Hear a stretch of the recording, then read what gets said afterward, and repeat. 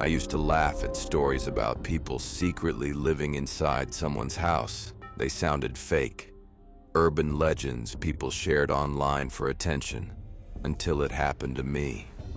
3 months ago, I rented an old 2-story house on Cedar Lane. The price was suspiciously low. That should have been enough to walk away. But I needed somewhere fast. My relationship had ended, I was broke, and I wanted privacy. The house sat at the end of a dead street surrounded by trees. No close neighbors, no traffic, no one watching. At least that's what I thought. The landlord was strange from the start. He refused to meet inside.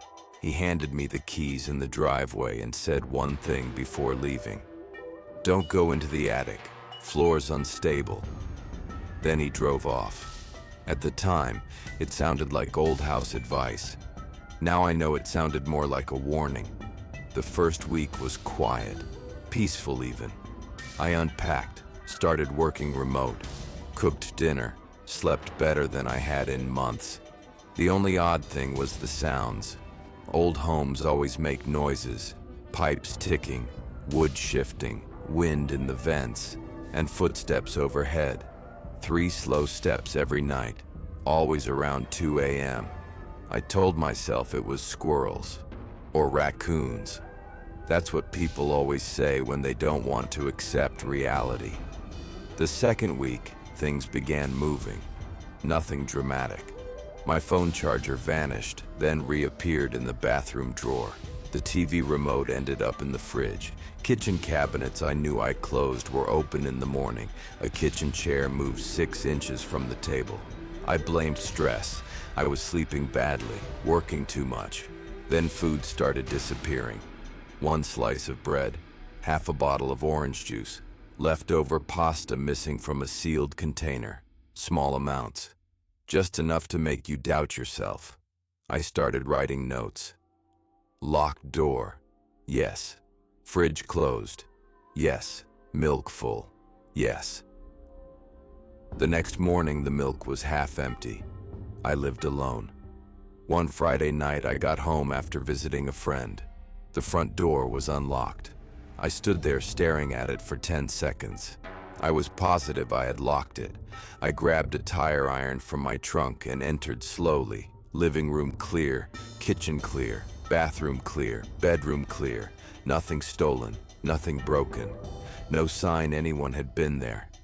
But the air felt wrong, like someone had just left. That night I couldn't sleep. At 3:14 a.m., I heard it again. 3 footsteps above my bedroom.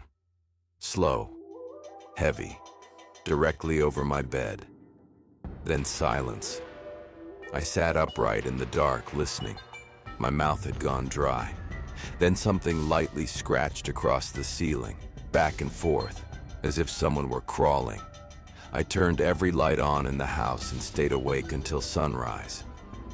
The next morning, I called the landlord. He sounded irritated. Houses make noise. I told him someone might be inside. He laughed. If someone was living there, they'd have to pay rent. Then he hung up. That joke stayed with me all day. That night, I dragged a chair under the attic hatch in the upstairs hallway. It was a square wooden panel in the ceiling with no ladder attached. I stood on the chair and touched it. Warm. The panel was warm, as if body heat was above it. I jumped down instantly. Then the hatch pressed downward from the other side, just once. A soft push. Dust fell onto my face. I ran outside and sat in my car until morning. The next day, I bought 2 security cameras, one for the kitchen, one pointed directly at the attic hatch. I also bought a baseball bat and pepper spray. I set everything up before sunset, locked every door, checked every window twice. Then I sat in bed staring at my phone. At 2:13 a.m., the hallway camera sent an alert. Motion detected. My hand started shaking before I even opened it. The hallway was empty. Then the attic hatch slowly lowered. 1 inch, 2 inches. Then a pale hand reached through the gap. Long fingers, dirty nails. It gripped the edge and lowered the panel silently. A man dropped from the attic without making a sound. Thin, barefoot, wearing stained clothes that looked years old. He landed softly and stood completely still, listening. Then he turned and looked directly into the camera. He smiled. I stopped breathing. He knew exactly where it was. He stepped closer until his face filled the screen. Sunken eyes, cracked lips, greasy hair hanging over one side of his face. Then the feed went black. I heard movement outside my bedroom door. Real movement. Not through the phone, right outside. I called 911 and whispered my address. The dispatcher told me to stay quiet and lock myself in. Then came 3 soft knocks. Tap, tap, tap. A voice spoke through the door. Friendly, calm. You forgot to buy milk. My entire body locked up. The doorknob slowly turned. Once, twice, then stopped. I held the bat so tight my hands cramped. Footsteps moved away down the hallway, then into the kitchen. I heard drawers opening, cabinets closing, a spoon hitting a bowl. He was eating, like he lived there, like I was the intruder. Police arrived 8 minutes later, longest 8 minutes of my life. I heard shouting downstairs, running footsteps, something crashing into a wall. Then silence. An officer opened my bedroom door and escorted me outside. They searched for over an hour. They never found him. But they found the attic. There was a mattress made from insulation and blankets, stacks of canned food, bottles of water, my missing clothes, a knife, and dozens of photographs.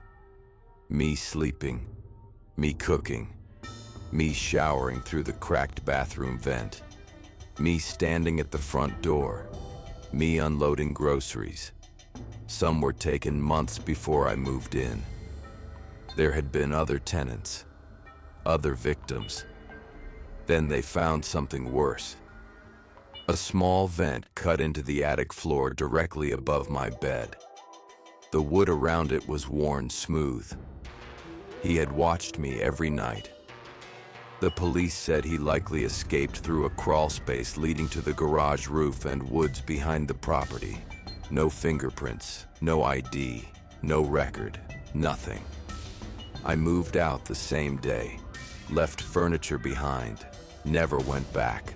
For weeks I slept with lights on. Every creak sounded like footsteps. Every shadow looked occupied. I changed neighborhoods, changed jobs, changed my number, started over. Eventually, life felt normal again. Then 6 months later, I came home from work and found an envelope on my kitchen counter. No stamp, no return address. Someone had been inside. My hands shook as I opened it. Inside was a photograph, taken through my apartment window at night. Me asleep on the couch. Written on the back were 4 words. You forgot to lock it.